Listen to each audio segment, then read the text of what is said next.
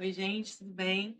Então, eu sou a Flávia Esper, tô aqui eu e hoje Sara Mago tá aqui com a gente para fazer o oráculo desta semana com as histórias das deusas. Então, vou colocar o link do grupo de WhatsApp aqui na descrição. Então, vamos lá. Essa semana saíram 3 deusas, como sempre, muito especiais. É uma queridinha minha, é de uma deusa que é até bastante conhecida, Perséfone. Também conhecida como Core, a gente vai falar disso daqui a pouquinho.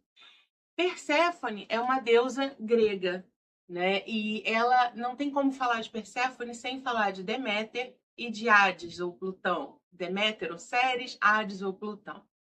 Deméter tinha uma filha chamada Core, que vivia de uma forma muito simbiótica com a mãe e muito num paraíso, né? Que gargalhava. Deméter é a deusa dos cereais, por isso Ceres também é o nome. Né? E elas eram muito unidas, tanto que na cidade de Eleusis tinha uma religião que era da deusa mãe e da deusa filha, Deméter e Core, né? Tinha ali uma simbiose e era como se ela estivesse vivendo naquele mundo paradisíaco, né? Como uma menina ali com tudo bem, sorrindo, correndo pelos campos, e enfim, em paz com sua mãe e tudo. Só que num determinado momento, acontece uma situação que muda isso tudo. Então, o que acontece? De um outro lado da história, Hades ou Plutão, o senhor dos infernos, o deus do submundo, das sombras, de tudo que fica oculto, o inferno na mitologia grega não tem essa conotação católica de sofrimento, de tortura, de nada disso, tá? Era um lugar para onde iam os mortos, era o lugar das sombras, era um lugar de onde não se podia voltar, enfim. Mas não tinha essa ideia de castigo. Bom, Afrodite, a deusa do amor, queria que Hades se apaixonasse e diz para Eros, seu filho Cupido, conhecido como Cupido, flechar Hades.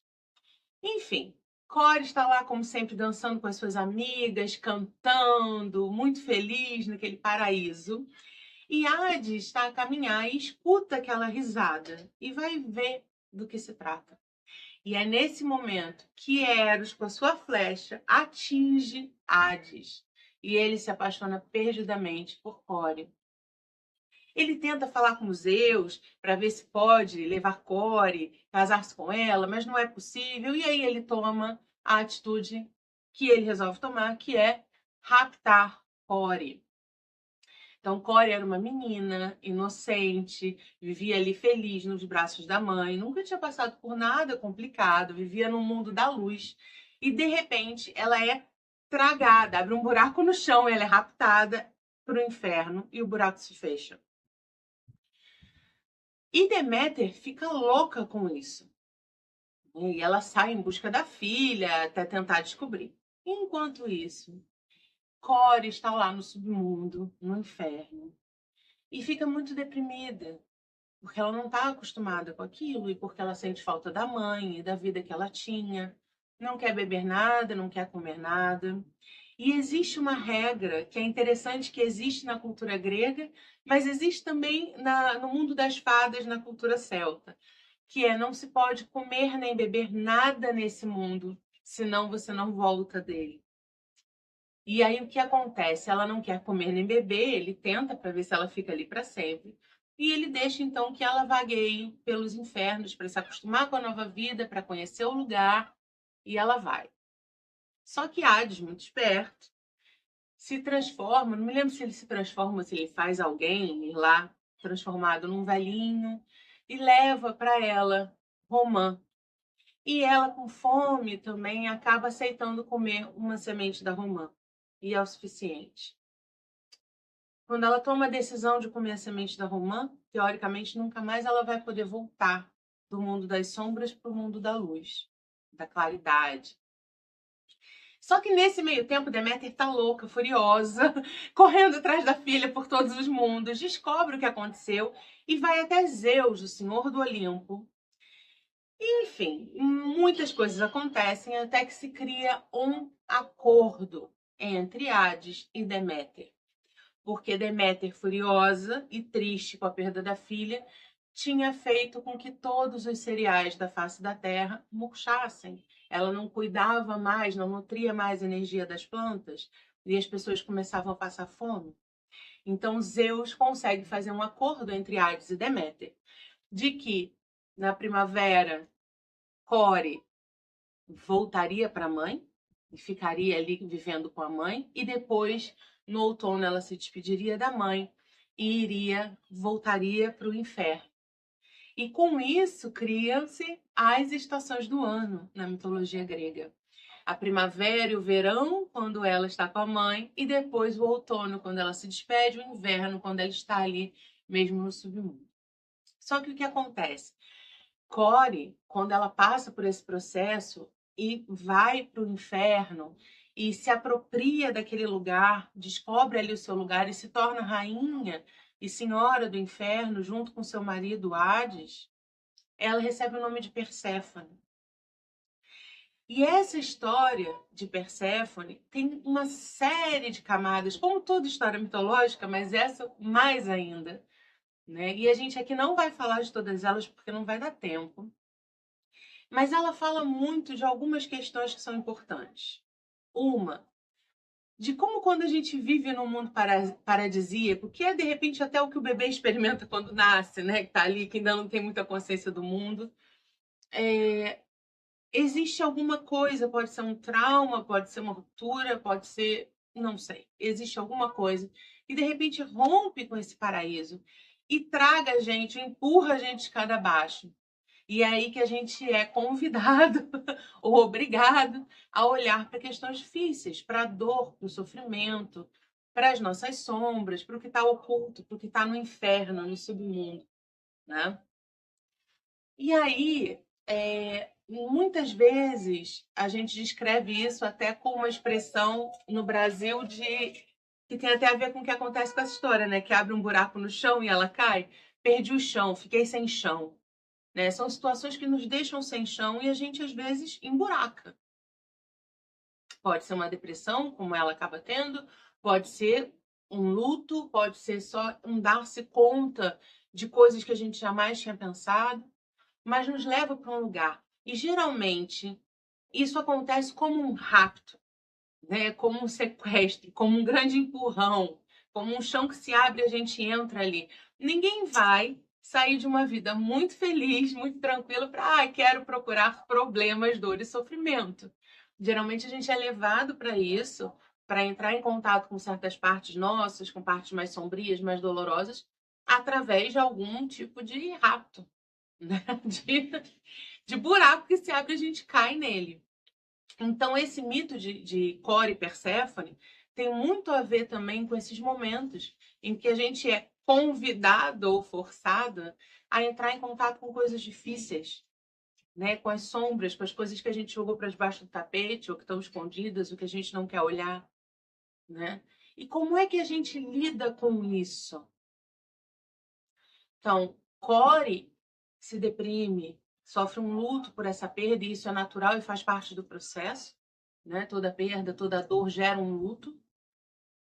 Mas, num segundo momento, ela come a romã, ela decide estar ali de alguma forma e ela se torna a rainha do submundo, ganha o nome de Perséfone e se torna a deusa senhora dos infernos. E ela consegue, no tarô mitológico, por exemplo, ela é a carta da sacerdotisa, que domina a intuição, o que está para dentro, o profundo, e muitas outras coisas do feminino. E o que acontece? Ela consegue se apropriar, entrar em contato, viver nesse mundo, encontrar o lugar dela nesse mundo. Mas, por conta desse acordo dos deuses, ela também volta. Então, ela consegue transitar entre os dois mundos. Entre o mundo do dia, da luz, de agir a vida e de rir, de celebrar, e também o mundo de entrar em contato com as sombras, né? Uma coisa interessante é que é só depois que ela entra em contato com as sombras, se separa um pouco da mãe e entra em contato consigo mesma, que ela pode se tornar Perséfone, que ela pode se tornar uma mulher e não mais uma menina, independente da mãe, com um caminho próprio, e deusa forte, rainha do submundo, que podia ajudar os outros. né? Então, isso tem muito a ver tanto com o processo de individuação de qualquer um, de entrar em contato com as sombras, com aquilo que a gente esconde, para aí sim a gente integrar, quanto com o do feminino mesmo, né? Mas isso é papo para um outro vídeo. De um outro lado, esse trânsito de Perséfone entre a luz e as sombras, entre os dois mundos, nos fala muito sobre a necessidade, sim, da gente mergulhar nas sombras, porque a gente só cresce quando a gente consegue olhar para tudo que está também debaixo do tapete, para tudo que a gente não quer olhar nosso, né? Não adianta olhar só a beleza do mundo, isso vai para um lugar aí de positividade tóxica que não existe, né? Todas as emoções são importantes. Tem aí agora o filme Divertidamente falando disso mais uma vez. Todas as emoções têm função, são importantes, têm seu lugar, né? As memórias ruins também têm seu lugar. Mas com esse trânsito, ela não fica também só nas sombras. Porque ficar só nas sombras é provavelmente ficar numa depressão. É não funcionar no mundo. É não conseguir trazer as coisas para o mundo. E já teve uma deusa na semana passada que falou um pouquinho disso, né? Então, a importância que existe da gente poder fazer esse movimento de ir às sombras, de buscar o autoconhecimento, de olhar para o que é difícil, mas de também integrar isso com a luz e com a alegria e com vir para o mundo e trazer essa força para construir coisas e para se divertir também, né? Que o processo de crescimento da gente, ele passa pelos dois lugares. Ficar só na luz e fingindo que nada de mal existe, uma hora vai estourar e geralmente estoura no corpo como uma doença, né? Muitas das vezes, que aí obriga a pessoa a parar e olhar para dentro. Ou, do outro lado, ficar também só nas sombras acaba levando para ficar preso num trauma ou numa depressão e não conseguir funcionar, né, aqui no mundo.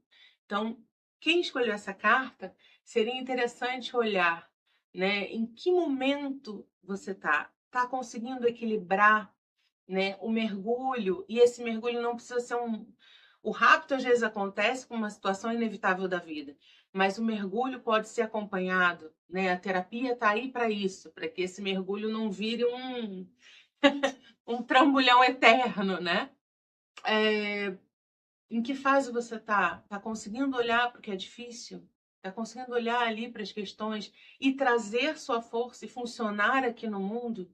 Ou está muito na luz fingindo que nada de mal está acontecendo?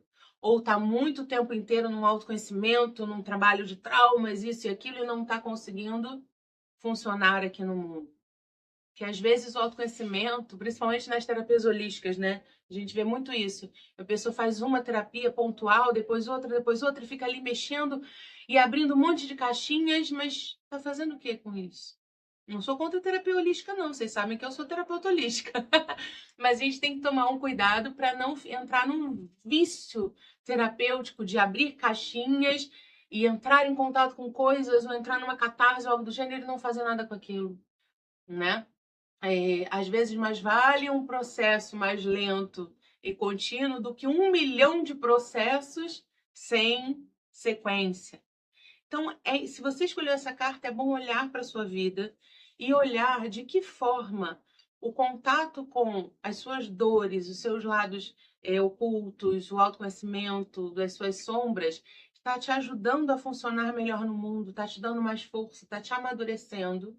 Ou se, do contrário, está tirando a sua força, está te deprimindo e está te impedindo de seguir em frente. Porque se esse for o caso, é preciso olhar para isso e cuidar disso, né? De um outro lado também, quando a gente fala do feminino, e agora eu vou falar de uma forma muito superficial, porque essa história tem camadas e camadas sobre o feminino, é importante perceber que a gente só se torna realmente mulher quando a gente sai da idealização, sai de uma relação simbiótica com a mãe, sai de uma ideia de conto de fadas. Ela não é sequestrada ou resgatada por um príncipe, ela é sequestrada pelo Senhor dos Infernos, né? Que a leva para um universo escuro. É o oposto aí de um conto de fadas, vamos dizer assim. E aí é que a gente entra em contato com as dores, mas também com a intuição. Perceber que as coisas não são perfeitas, perceber que o mundo não é um conto de fadas, Perceber que as pessoas muitas vezes estão tão machucadas que fazem coisas cruéis é importante. A intuição apurada e aguçada também nos protege. Não é para ter uma visão negativa e enxergar maldade em tudo e não confiar em mais ninguém. Não, mas é para enxergar que às vezes aquela pessoa é uma pessoa machucada, ou traumatizada, ou má, seja lá o que for, e eu percebendo isso, eu posso tomar meu caminho.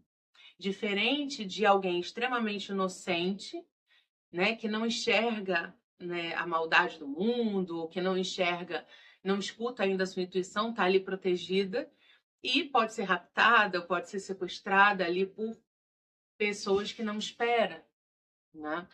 O rapto às vezes é inevitável, mas perceber quando a gente entrou numa relação ou num trabalho ou numa situação, perceber que aquilo não é bom e achar estratégias para sair é maturidade. Nem sempre a gente vai conseguir evitar os tombos ou mesmo os relacionamentos abusivos, mas a gente vai conseguindo perceber cada vez mais rápido o que tem de errado ali e caminhos, recursos para sair dali. Né? Então, quando a gente fala também do feminino, essa inocência demasiada também não é saudável. Né? Essa princesa completamente inocente que dorme à espera do beijo para acordar também não é algo saudável. Né? Então, se você escolheu essa carta, as reflexões todas para você esta semana tem a ver com isso, com o estudo que foi falado, tanto do feminino, da inocência, de como você olha para as coisas e para as pessoas, qual é a ideia que você tem de intuição ou de ver o negativo nas outras pessoas, e principalmente sobre essa questão de entrar em contato com as nossas sombras. Para que a gente possa estar inteiro, a gente precisa olhar para todos os nossos cantinhos. Ninguém se apropria inteiramente da sua casa se não olha no sótão e no porão. Você não sabe o que tem em todo canto. Você não sabe quem mora lá, se tem um bichinho morando lá ou não, né? Então, para integrar, a gente precisa olhar para as sombras, mas precisa também trazer das dores e das sombras força para funcionar no mundo, para também ter alegria, para também vir aqui para a luz. Tá bem? Então, essa foi a nossa primeira deusa. Bom, vou falar mais uma vez. Quem puder, seguir o canal, compartilhar, curtir, essas coisas me ajudam muito. E ajudam também para que apareça para mais pessoas. E a partir da semana que vem, entre no link que eu vou deixar aqui na descrição, o link do WhatsApp, que é por lá que eu vou mandar a foto das cartinhas. E vai ser até melhor, porque eu vou mandar a foto das cartinhas para vocês escolherem. E depois eu vou deixar ali também a foto de cada uma das deusas, para vocês olharem com mais calma as imagens, que aqui no vídeo é muito rápido. E o vídeo de cada carta separado. Assim vocês podem ver todas se quiserem, mas podem ver só o vídeo da deusa que vocês escolheram. Tá bem? Por favor, comentem, me digam se fez sentido, se não fez, para eu saber se funciona assim para vocês. E espero vocês lá no grupo do WhatsApp. Um beijo, até semana.